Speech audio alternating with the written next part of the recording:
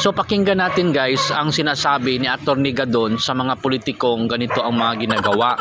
Kaya nga hindi tayo umasinso dahil sila yung head of the city, sila yung head of the Philippines, pero ang nangyari, ginawa nila yung mga ginagawa ng empleyado nila, no? Naging hypocrite sila kaya hindi tayo umasinso guys. Kaya ako naman nagbablog dito for the people, not for the politician. Hindi ako maka Duterte, hindi ako maka Dilawan, hindi ako maka Marcos.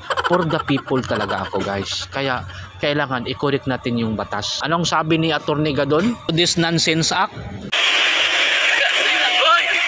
Huwag nyo gagawin niya na magpaka-plastic kayo, traffic kayo. Nagka-traffic ko, di ba?